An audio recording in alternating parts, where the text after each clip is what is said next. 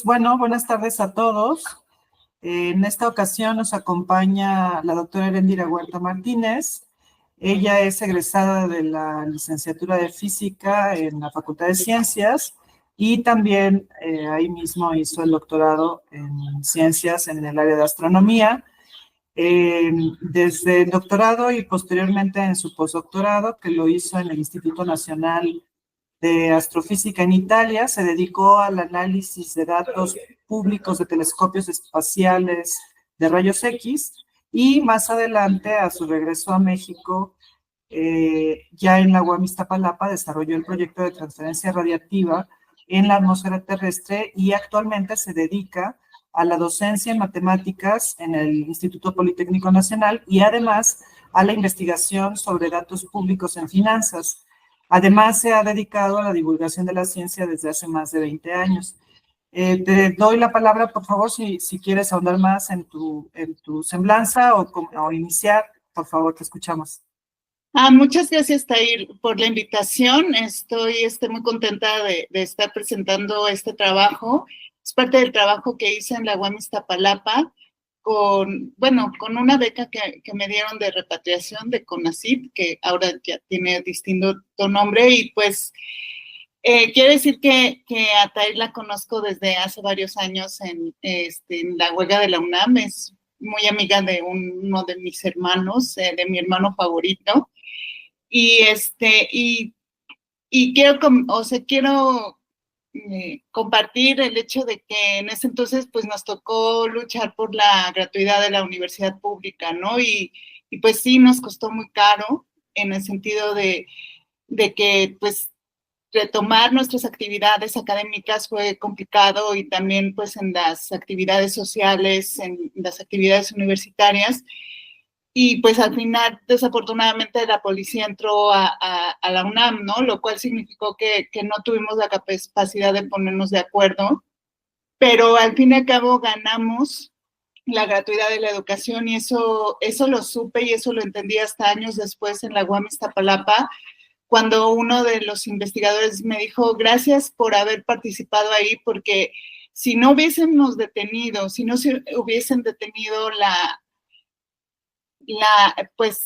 privatización de la UNAM, que es la máxima casa de estudios aquí en México, la privatización iba hacia todos lados, ¿no? Entonces, al fin y al cabo entendí que aunque nos costó mucho, tanto personal como académicamente y como comunidad universitaria, ganamos la gratuidad y ganamos el hecho de que pues siguen imperando las instituciones de educación superior públicas, media superior públicas, y pues eso es un avance que logramos como colectivo desde esos años, así que me da mucho gusto volver a ver a Tahir y pues también siempre preparándonos en comunicación pública de la ciencia y divulgación de la ciencia, y pues un poco por eso estoy aquí. Déjenme decirles que primero cambié el título de la plática en realidad se llama Transferencia Radiativa en la Atmósfera Terrestre, y quité todas las ecuaciones, pero si ustedes quieren saber de las ecuaciones, son ecuaciones diferenciales para un modelo que voy a presentar y al final les muestro un poco el análisis de datos que hemos estado haciendo. También lo hice en la carrera de modelación matemática, en donde estuve colaborando en la Universidad Autónoma de la Ciudad de México, y bueno, cualquier duda, estoy abierta para que pregunten, y bueno, ya voy a empezar. Quiero hablar de la atmósfera terrestre. Ustedes saben que la atmósfera terrestre es una cantidad de materia, de gas, que se encuentra girando junto con nosotros en la Tierra. O sea, la atmósfera es parte del planeta Tierra, es parte del movimiento de rotación y de traslación de la Tierra. O sea, la atmósfera no se queda detenida en el movimiento de rotación de la Tierra y tampoco en el de traslación, gira con nosotros mismos. O sea, la atmósfera terrestre es parte del ecosistema o el sistema Tierra, atmósfera, o sea, todo lo que es el planeta Tierra, es parte del planeta Tierra y va moviéndose junto con la Tierra y junto con nosotros. Tiene varias capas. desde la más cercana es la troposfera, que es más o menos donde van los aviones, la altura de los aviones, luego sigue la estratosfera, la mesósfera, la termósfera, que está a unos 90 kilómetros de altura, hasta que llegamos a la exósfera, que es la parte más externa de la atmósfera terrestre. Como van cambiando las capas, van cambiando las diferentes características físicas, desde la temperatura, la densidad, la presión. Y bueno, una de las cosas más importantes es que fíjense cómo la temperatura va bajando. No tengo forma de mostrar el cursor, pero voy a referirme a las gráficas. En la gráfica del lado izquierdo vamos a ver la temperatura, cómo a partir de la superficie terrestre, en la troposfera va bajando la temperatura. Luego en la troposfera se queda constante la temperatura hasta que en la estratosfera empieza a subir un poco la temperatura. Esto es porque la atmósfera es mucho más fría que la superficie terrestre, y al final en sus últimas capas pues es calentada por el sol y por eso empieza a subir su temperatura. Entonces, un esquema general de la transferencia de luz en la atmósfera terrestre. Primero tenemos que la parte más importante es el calor que viene del sol. Acuérdense que la Tierra tiene calor y luz gracias al sol. Entonces, ese calor que se transfiere a la Tierra desde el sol, más del 50%, un poquito más, el 51% es absorbido por la superficie. Es por eso que la superficie es más caliente que el resto de la atmósfera. Luego, un 20% es reflejado por las nubes.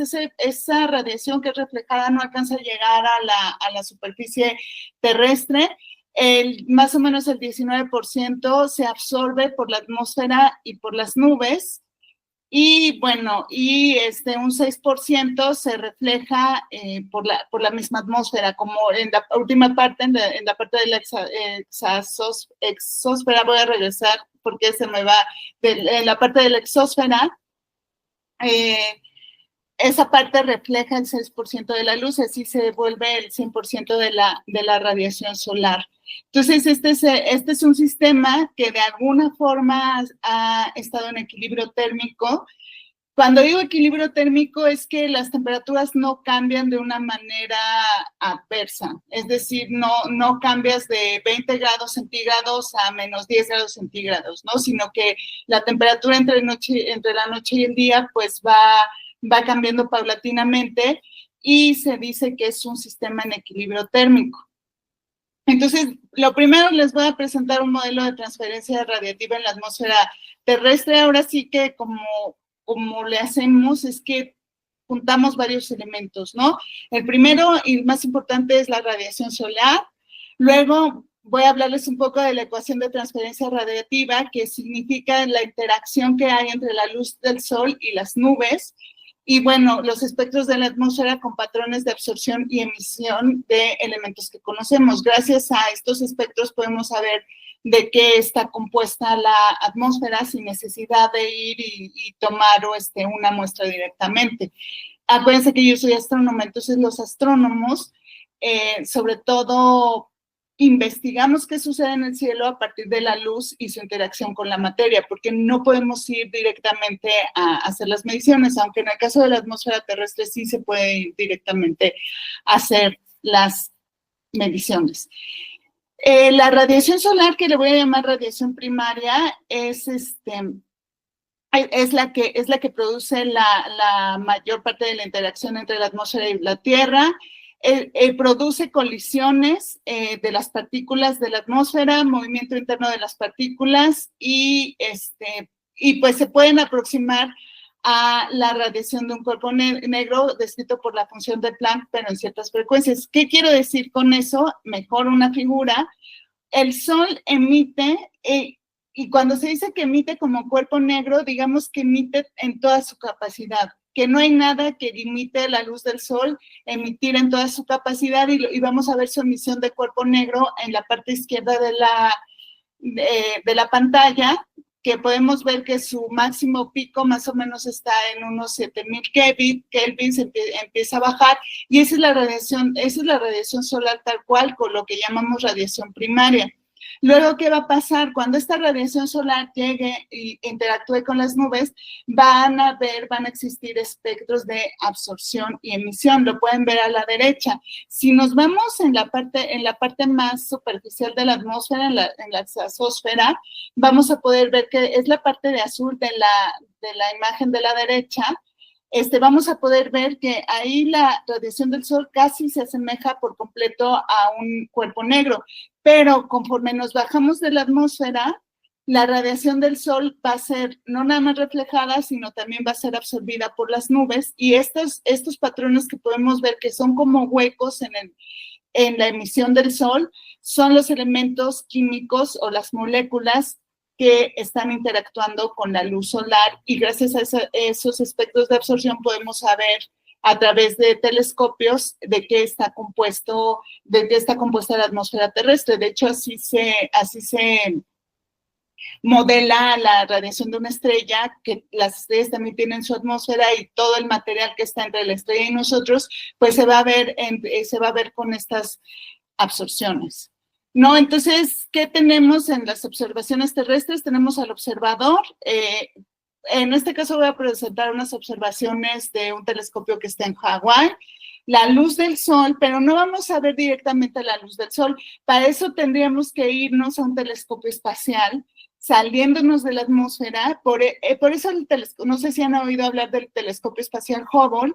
Fue tan importante porque, a pesar de ser un telescopio pequeño, como salió de la atmósfera, pudo quitarse ese lente de la atmósfera que es como un lente empañado, ¿no? Entonces podríamos ver la radiación del sol si nos salimos directamente, nos salimos de la atmósfera, pero ¿qué queremos saber? Queremos saber la composición de la atmósfera a través de la radiación solar y la absorción, que sería la que produce la atmósfera, y las nubes. Las nubes son parte de la atmósfera, pero las nubes son el ejemplo más concreto. Esta luz, este continuo del sol va a ser absorbido por las nubes. Se van a ver los espectros de absorción que les mostré del lado derecho, que son los huecos que se van hacia abajo, y de esta forma vamos a poder saber la composición de la atmósfera terrestre. Entonces, como les dije, si vamos a ver la línea punteada, es la radiación del cuerpo negro del sol. La línea punteada sería la radiación que nosotros veríamos si estuviéramos en un telescopio fuera de la atmósfera. Luego, en la parte más alta de la atmósfera, si se fijan, hay un pico, que es donde, como la parte más alta de la atmósfera recibe un poco más de calor del sol, entonces hay un pico que rebasa la radiación del sol, pero empieza a haber absorciones. Luego, si nos vamos al nivel del mar, que sería, estoy hablando, la línea punteada es la radiación continua. La línea negra de arriba sería como se ve la radiación desde el pico, desde la parte superior de la atmósfera, y luego nos bajamos y vamos a ver la emisión del sol desde el nivel del mar. Como vemos, la emisión ya es menor, y vamos a ver diferentes compuestos en las absorciones, desde oxígeno 3, agua, oxígeno 2, agua. Hay muchísima agua, y si ven hasta la derecha, van a ver que por ahí ya está el CO2. No nada más es el agua, el oxígeno, el CO2 son los más visibles, pero también podemos ver amoníaco, también podemos ver otro tipo de elementos químicos. Entonces, para hacer los modelos de transferencia radiativa, primero, como les dije, la radiación solar, luego tenemos que hacer una suposición de equilibrio térmico. Como les mencioné, el equilibrio térmico se llama equilibrio térmico local, es el nombre completo. Significa que las temperaturas no están cambiando de una forma abrupta, y pues tenemos el gas de la atmósfera que absorbe la luz solar. Entonces, otra suposición que es para facilitarnos la vida es que vamos a tomar una geometría radial, es decir, desde la superficie de la Tierra, sería desde el núcleo, vamos a trazar una línea desde el núcleo de la Tierra hasta el punto donde está la atmósfera que queremos estudiar, y vamos a tener una geometría radial desde la Tierra. Acuérdense que con esta altura de la geometría radial, en diferentes puntos de la atmósfera van a cambiar las condiciones, sobre todo la densidad, la temperatura y la presión. Entonces, se supone una geometría radial, y esto que ven aquí, si se dan cuenta, en el eje X está la temperatura en grados Kelvin, no se dice grados Kelvin, nada más se dice en Kelvin, y en la parte, en el eje Y vamos a encontrar el flujo, que es la cantidad de energía por unidad de tiempo en la atmósfera. Entonces vamos a ver un flujo que sube y un flujo que baja. Este es el modelo de una atmósfera en equilibrio térmico, es decir, no estamos tomando en cuenta absolutamente nada más que el equilibrio térmico del modelo radiativo del Sol, la atmósfera y la Tierra, y hasta ahí nos quedamos. Aquí no pasa nada, no están cambiando las temperaturas abruptamente, entre el día y la noche, pues el cambio es muy continuo, es muy parejo, no tenemos un día una baja temperatura, el otro día otra alta temperatura, no es como, esto sucede mucho en la Ciudad de México, que en el día, al mediodía, yo creo que más tarde, como a las 4 de la tarde, empieza a hacer mucho calor, pero en la noche, a la medianoche, y otra vez a las 4 de la mañana puede hacer mucho frío, ¿no? Entonces, no se toman en cuenta estos cambios tan drásticos de la temperatura. Ahora sí voy a empezar a hablar del efecto del ser humano en la atmósfera terrestre. Entonces, voy a salirme un poco de la presentación para poder señalarles con el cursor lo que vamos a ver. Esta va a ser la parte de abajo. Aquí vemos que hay un 0. Estamos hablando de la fuerza radiativa o lo que conocemos como calor. Este calor que no significa una alta temperatura, sino la transferencia de temperatura de un cuerpo a otro, y la transferencia positiva es lo que va a producir un aumento de la temperatura. La parte negativa va a producir un descenso de la temperatura. Entonces vamos a ver este diagrama que aparece, ahorita les voy a dar la referencia, pero estamos hablando de la fuerza radiativa del clima entre 1750 y 2005. Ya es una gráfica de hace algunos años, pero tomen en cuenta que empieza en 1750. ¿Qué sucedió en 1750?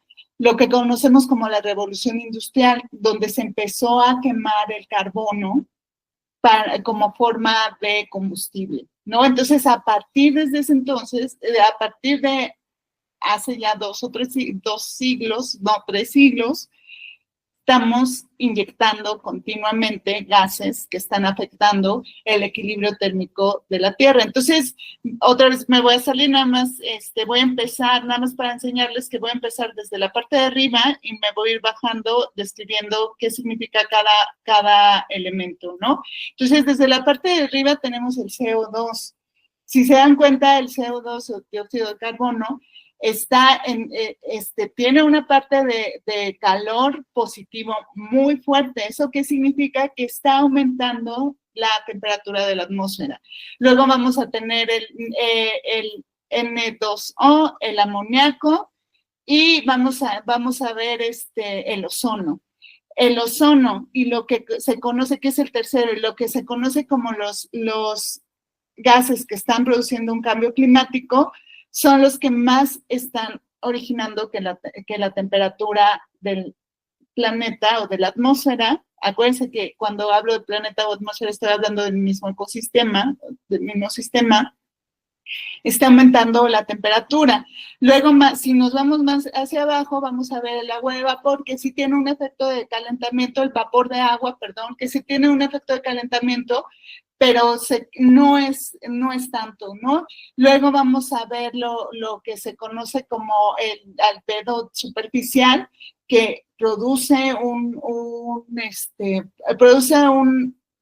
que baje la temperatura, es decir, si se dan cuenta, ya empieza a ser la fuerza radiativa negativa. Y luego vamos a ver los efectos de los que se conocen como aerosoles. Los aerosoles son gases que están produciendo que la temperatura del planeta baje. Si ustedes se dan cuenta, y voy a abusar de esto, pero si ustedes se dan cuenta que si desaparece esto, que si desaparecieran estos gases, que son los gases que producen el efecto invernadero, tendremos un sistema planetario, un sistema de planeta que incluso se estaría enfriando, ¿ok?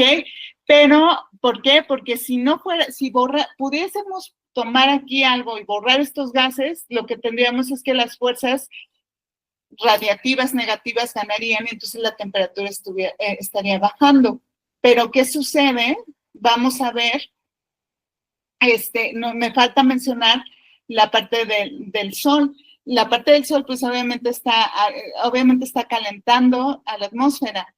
Pero ¿qué sucede? O sea, si nada más tuviéramos el sistema de sol, atmósfera y tierra, habría un aumento de temperatura, pero pequeño, casi estaríamos en el equilibrio. Quiero que vean la parte de hasta abajo, que es el calor total de las actividades humanas. Las actividades humanas desde 1750 están ocasionando un aumento en la temperatura, es decir, una fuerza calorífica, una fuerza de radiación positiva, que está originando lo que conocemos como cambio climático. Les estoy hablando desde el sistema físico.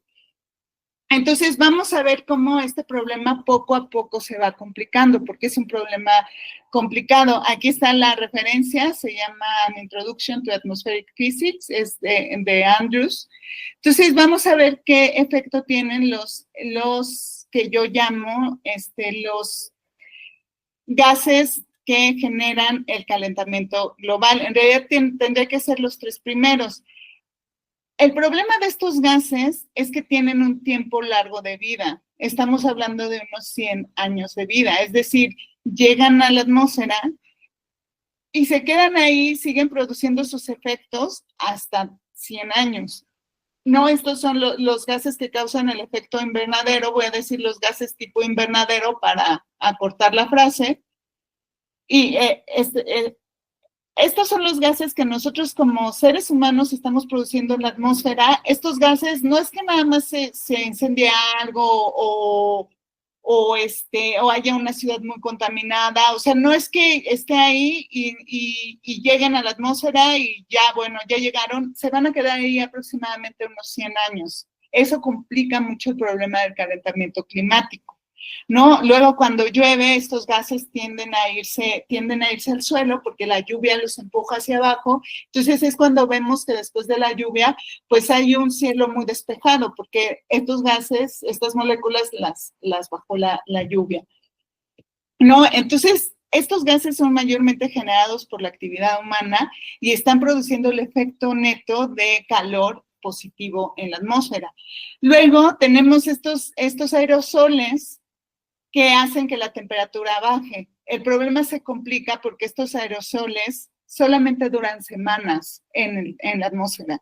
O sea, llegan los aerosoles a la atmósfera, están ahí unas cuantas semanas y dejan de enfriar la atmósfera, ¿no? O sea, no es tan fácil como, sí, vamos a generar aerosoles, que no es el aerosol del que estamos hablando, o sea, se llaman ese tipo de gases. No estamos hablando del aerosol que nos ponemos en el cabello, al contrario, ese tipo de aerosoles genera un efecto de radiación positiva. Se llaman, este tipo de gases que enfrían se llaman aerosoles, pero no tienen nada que ver con el aerosol que nosotros pensamos que es industrial, ¿no?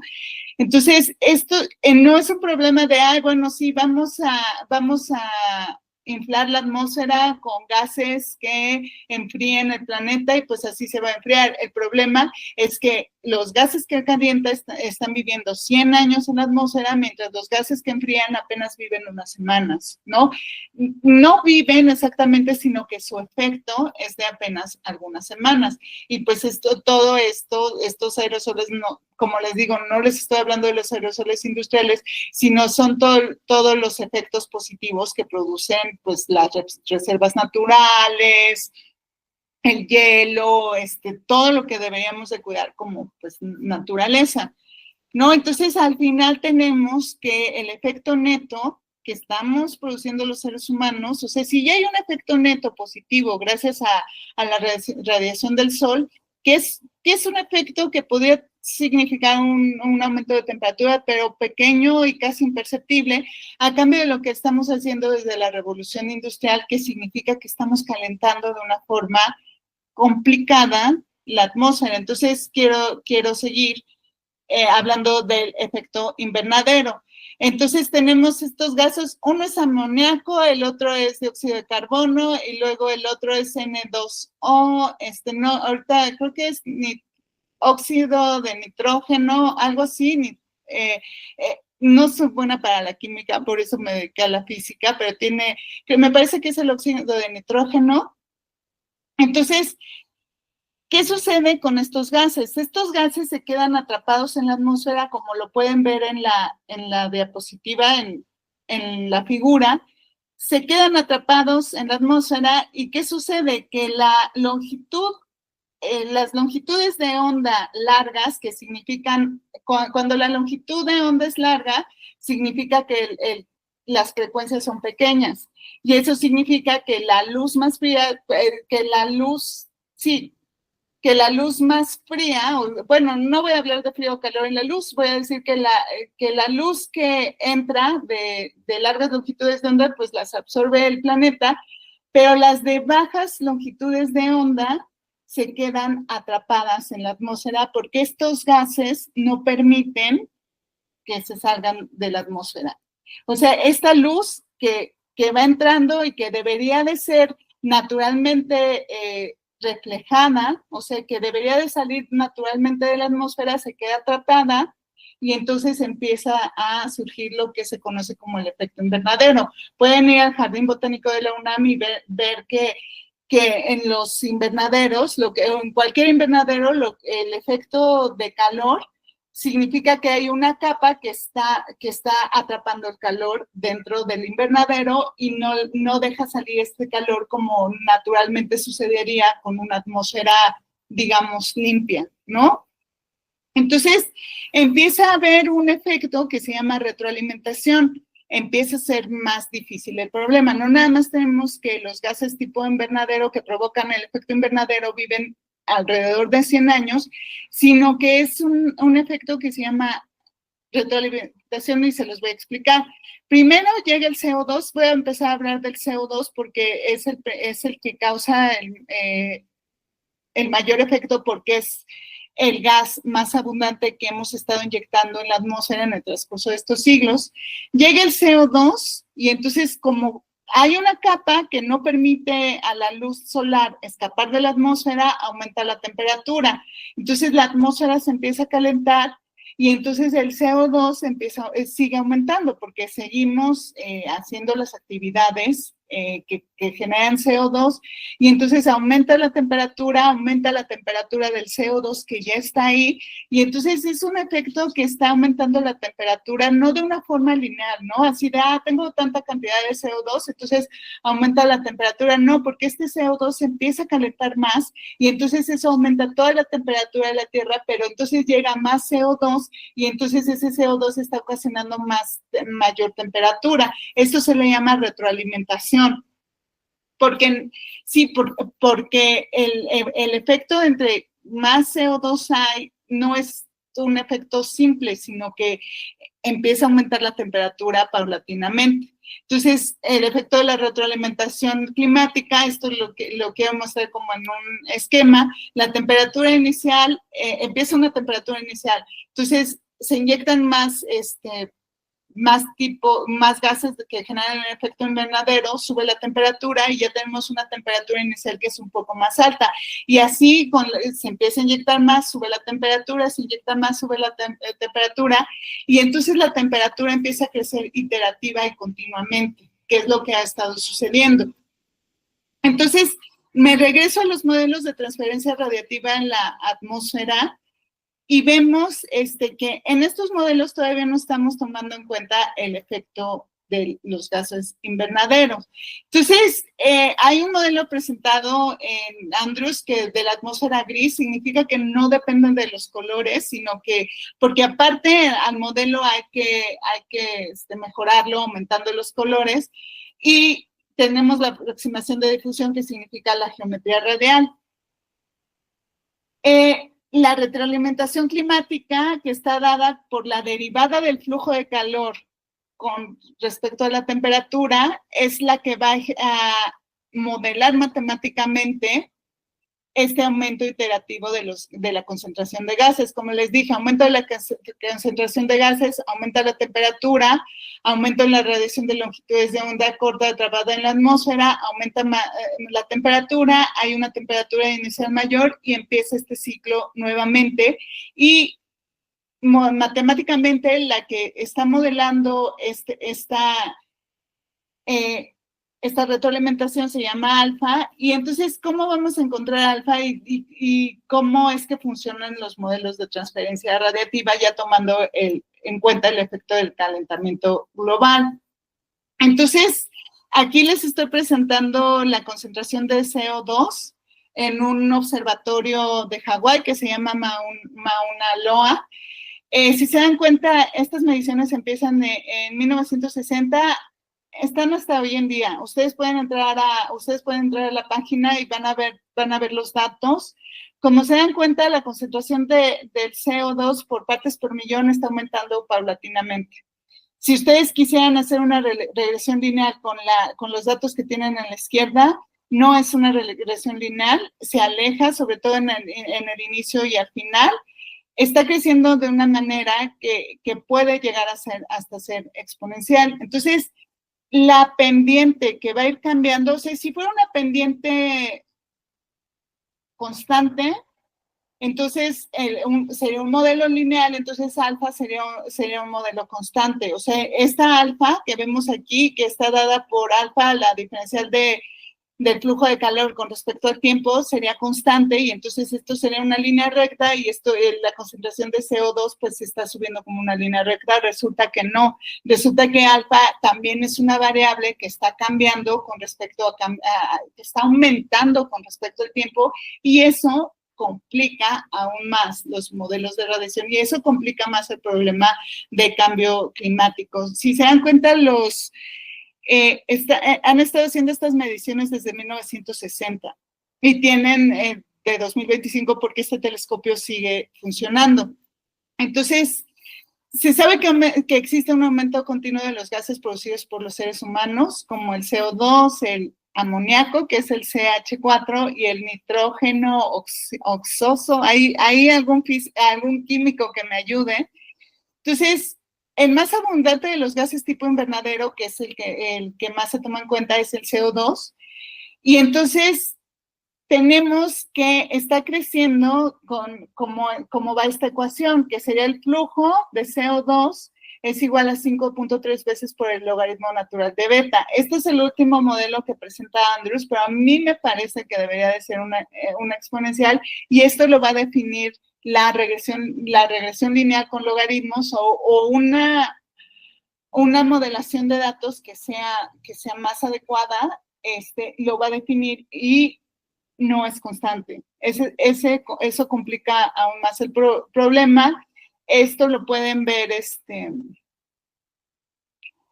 en la página del Global Monitoring Laboratory. Es un ejercicio excelente aquí pueden ver los trends en CO2, el trends en amoníaco, los trends del óxido nitroso. Estos son los cuatro gases que están en una base pública, y a mí me parece como muy buen ejercicio,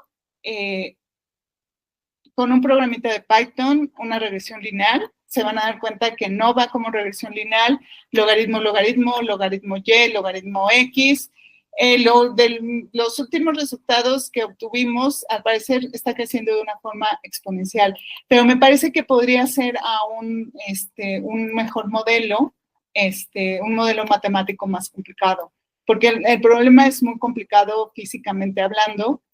Y bueno, quiero enlistar los efectos en la vida del ser humano y los seres vivos. Lo primero que se va a perder son los cambios, lo primero que se va a perder es el equilibrio térmico.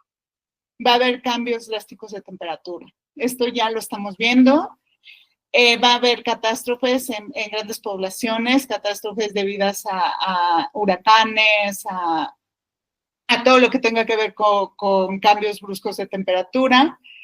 Las especies vivas se están extinguiendo con una rapidez mayor debido a la contaminación producida por el ser humano.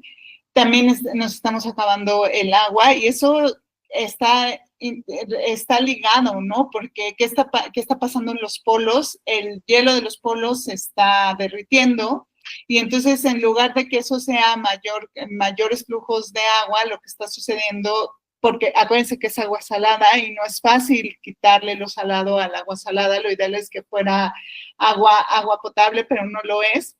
Entonces eso va a producir cambios, no nada más en el nivel del mar, sino cambios en todo el ecosistema.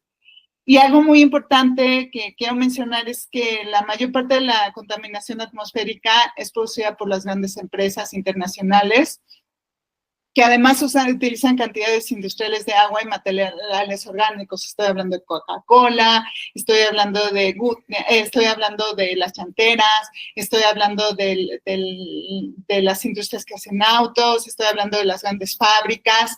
Ellos son los que están produciendo mayores cantidades de CO2, porque a veces hasta, pues, o sea, yo pienso que uno debe de incluir en su vida, pues, formas menos contaminantes, ¿no?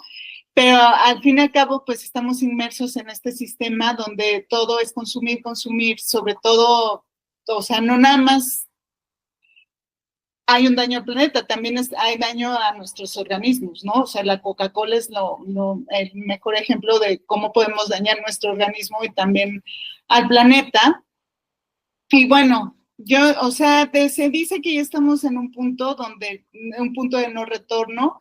Me parece que este punto es más o menos en el 2050, donde ya la temperatura va a empezar a aumentar y ya no va a haber nada que hacer, pero pues siempre hay algo que hacer, ¿no? A mí me parece que aún está en nuestras manos detener este cambio climático, pero no va a suceder con el sistema neoliberal y capitalista que pone encima el consumo y la deforestación. La deforestación es un problema que está ocasionando que sea más drástico el cambio climático, porque con la deforestación los aerosoles, los gases que están produciendo que la temperatura baje, están desapareciendo. Y pues un ejemplo es la reserva de la biosfera que tenemos en la península de Yucatán, ¿no? Todos estos puntos siempre es importante verlo. Aquí en rojo van a ver a la derecha hay una reserva de la biosfera. Este tipo de lugares deberían de ser para nosotros sagrados, así intocables. Y bueno, al final quiero terminar con el caso del planeta Venus. Ustedes lo pueden ver en Wikipedia. No lo copié, pero sí abren Wikipedia.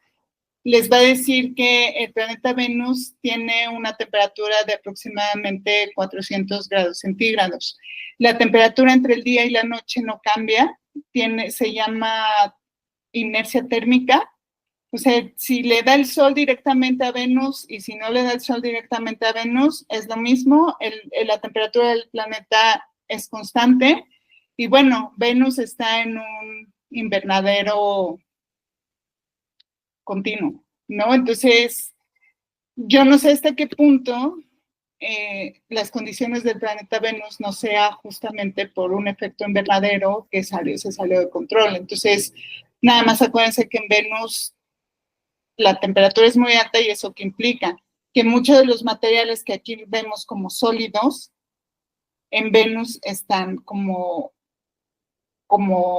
aire, como gas. O sea, por ejemplo, aquí voy a poner un ejemplo del único metal que no es sólido, el mercurio. El mercurio aquí lo vemos líquido, pero en Venus, ¿cómo va a estar el mercurio? Va a estar en forma de gas. Y entonces no puede haber vida en Venus porque no puede haber seres, al menos no, que nosotros sepamos, no hay seres orgánicos que puedan respirar metales, ¿no? Entonces quizá tenemos que ver el planeta Venus y tenemos que hacernos conscientes de que si no detenemos esto, puede ser el futuro del planeta Tierra. Y bueno, sería todo. Les agradezco y bueno, si tienen alguna pregunta. Muchísimas gracias, Eren. Ha estado muy interesante lo que nos has dicho. Yo creo que sí hay muchas preguntas.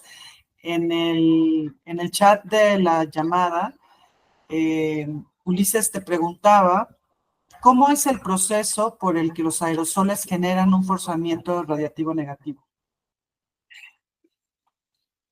Creo que debe ser por su temperatura. Los aerosoles, acuérdense que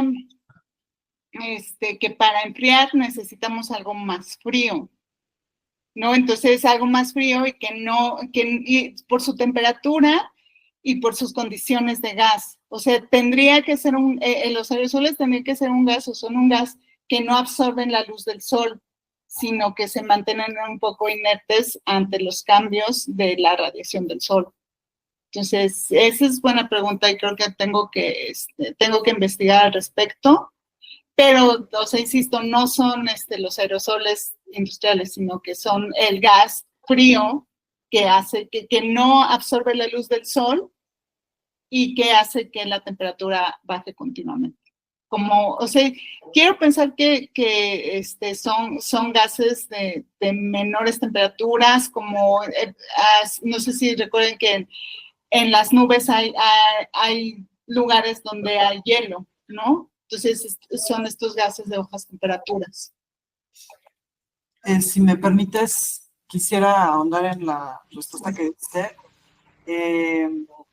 Los aerosoles son partículas nanométricas que, justamente como dices, por sus condiciones, son sólidas, por sus condiciones pueden mantenerse, digamos, flotando en el aire, en diferentes capas, casi siempre justamente es en la troposfera, y, por ejemplo, los aerosoles por eso también en tu tabla viene el forzamiento negativo de las nubes, porque justo los aerosoles, algunos de ellos pueden generar núcleos de nubes. Entonces, ¿cómo actúa? Es cierto, efectivamente, estos aerosoles no absorben la luz, pero no solamente no la absorben, sino que además la reflejan. Entonces, impiden que se mantenga calentándose la atmósfera. Ese era un plan me parece, Trump, que decía que, bueno, si los aerosoles se enfrían, entonces vamos a contaminar más, ¿no?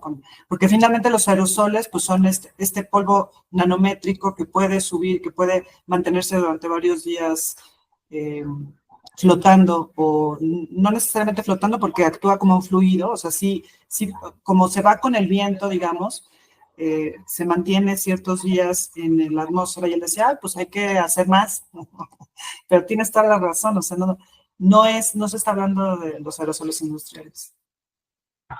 Sí, y que su tiempo de vida es corto, o sea, el tiempo que hacen efecto estamos hablando de semanas, o sea, no es tan sencillo como, sí, vamos a llenar de aerosoles, no es así de sencillo. Así es.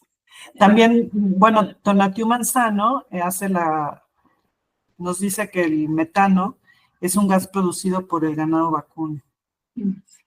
Se me olvidó eso, así me siento sí, es metano, es amoníaco, metano y CO2. Gracias. Y también, no nada más por el ganado vacuno, inclusive nosotros los humanos, todos los que tenemos un sistema digestivo, generamos metano. Ajá. Sí, sí. No sé si alguien más tenga alguna pregunta para Heréndira. Te saluda Maya. Hola, Maya. Maya yo creo que Maya es experta en esto. Esto es parte de una investigación. No, ¿cómo crees? Yo no soy la experta en nada. Hola, Heréndira, me da mucho gusto verte. Te agradezco mucho que hayas venido a nuestro seminario.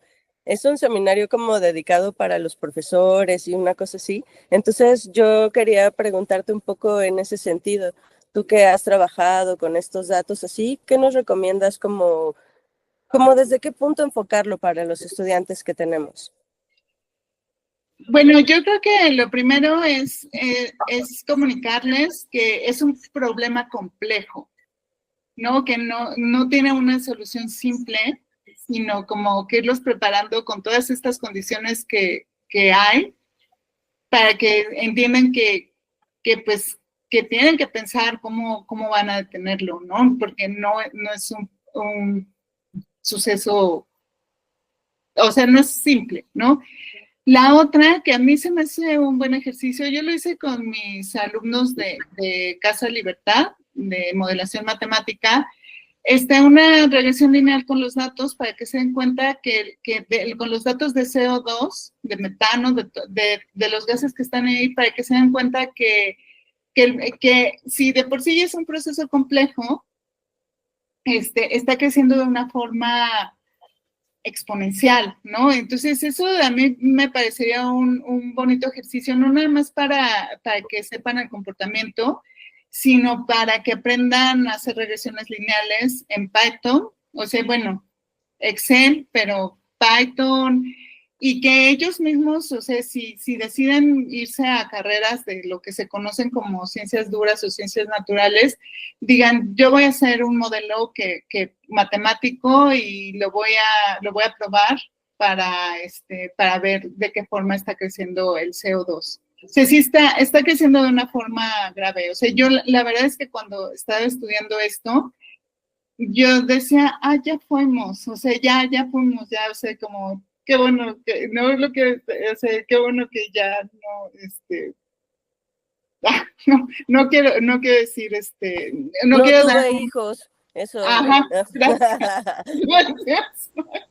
Es que aquí está Tahir, entonces, no quiero decir. No, entonces, pero o sea, aún así va a ser un efecto que va a tardar todavía, o sea, no es tan inmediato.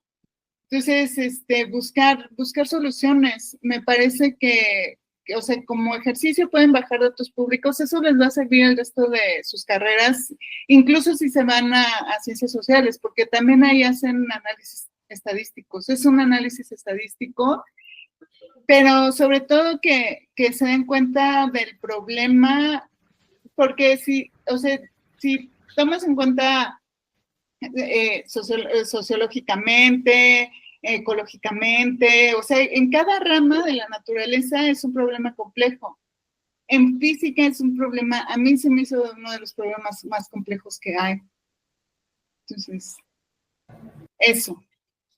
Y pues ya quiero acabar, y pues la conciencia de lo que estamos viviendo.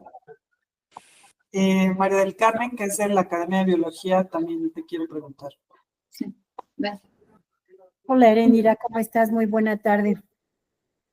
Muchas gracias por tu presentación, está bien interesante, súper bien documentada y bueno, lo tienes todo el respaldo con tu formación académica.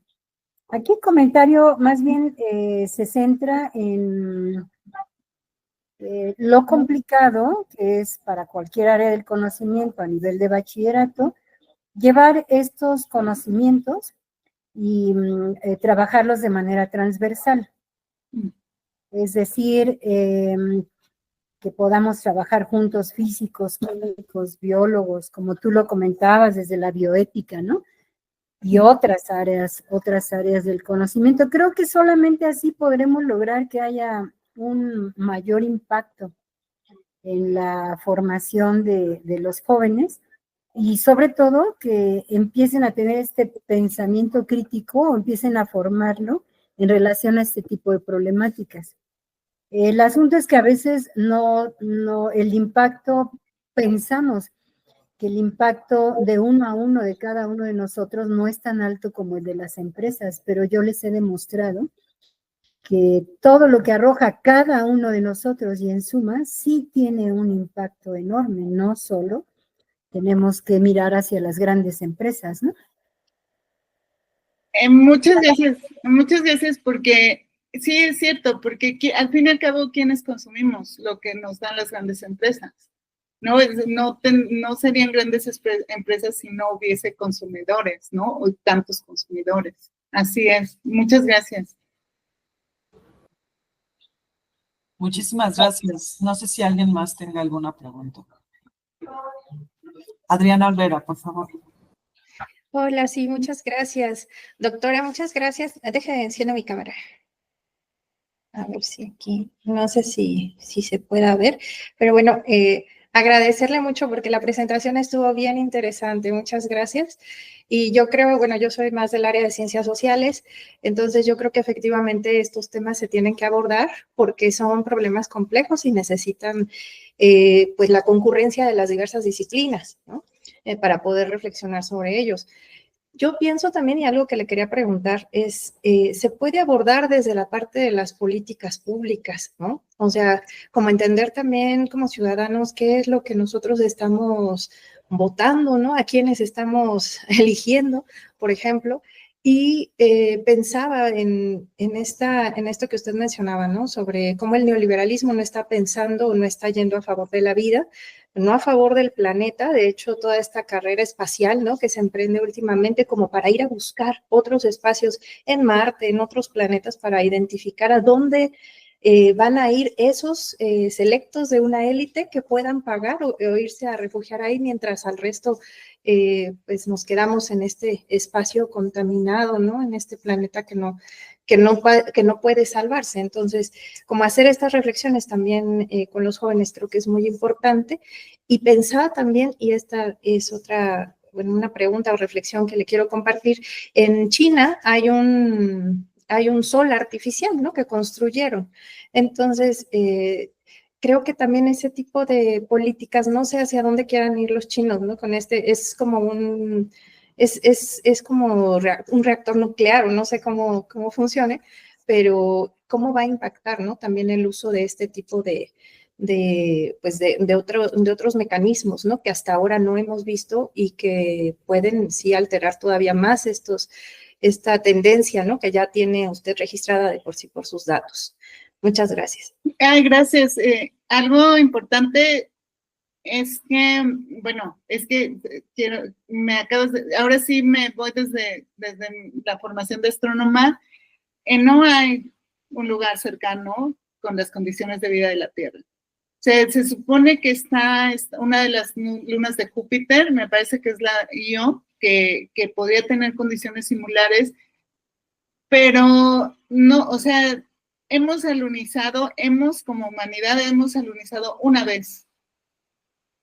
Tarde o temprano se supone que vamos a llegar al planeta Marte, pero, o sea, pensar llegar al planeta Júpiter es súper lejano, ¿no? Es muy lejano, o sea, como sistema solar estamos aislados, o sea, la distancia que hay entre las estrellas es gigante, o sea, un rayo de luz que viaja a 300,000 kilómetros sobre segundo tarda 4 años en llegar al sistema de Alpha Centauri. O sea, si ahorita nosotros armáramos una nave que durara unos 4 millones de años, se perdería la historia de la Tierra, ¿no? O sea, nosotros que tenemos menos 10,000 años, 10,000 años, o sea, se perdería la historia de la Tierra. No hay un lugar.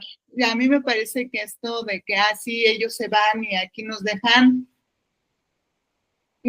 Ay, aunque me acabo de acordar de estas de Crónicas Marcianas de Bradbury, y que digo, quizás sí, pero a mí me parece que a corto o mediano plazo no hay un lugar. Lo que va a suceder es que justamente quienes tienen mayores recursos van a ir a los lugares donde el cambio no sea tan drástico, ¿no? Y otra que sí se tiene que ver desde la transdisciplina, o sea, desde el sistema físico, porque en realidad, fíjate, Tahir está viendo los sistemas de los gases, que gracias Tahir por lo que explicaste de los aerosoles. Yo lo veo desde el efecto de la física, tú lo puedes ver desde el efecto sociológico, de políticas públicas.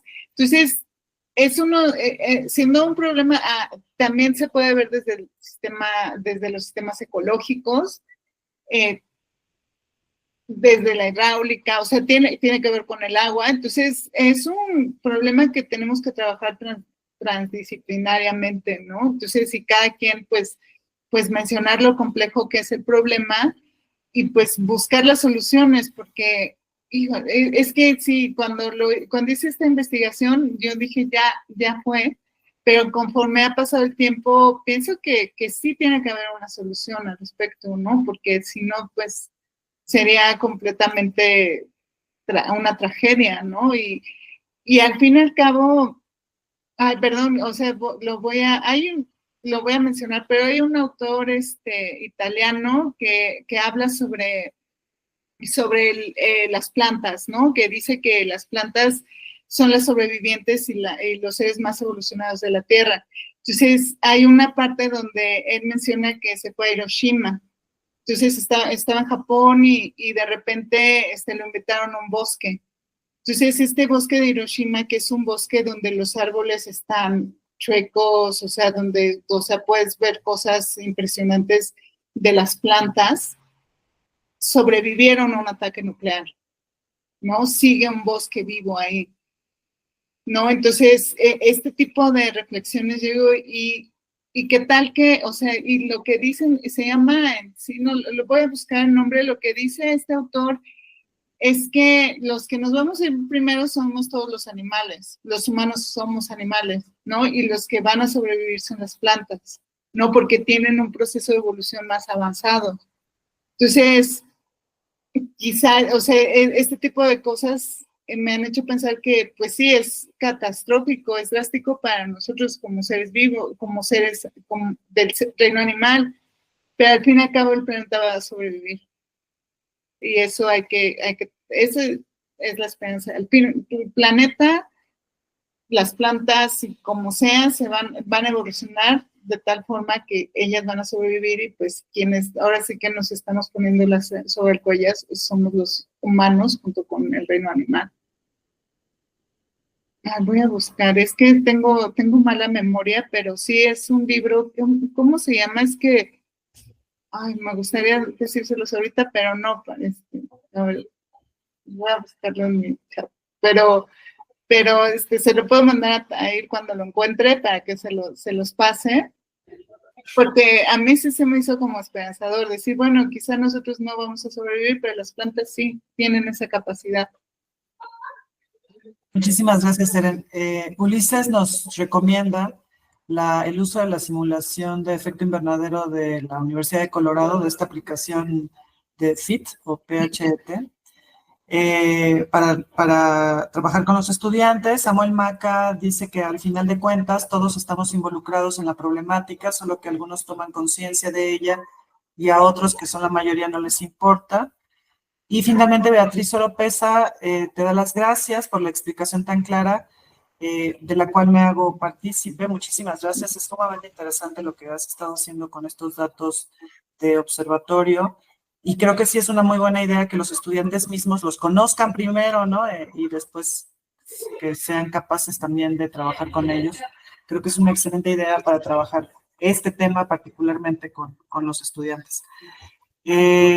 Muchísimas gracias por tu acompañamiento. Te esperamos gustosos cualquier otra ocasión que nos quieras acompañar con otro de los temas que también trabajas o el mismo.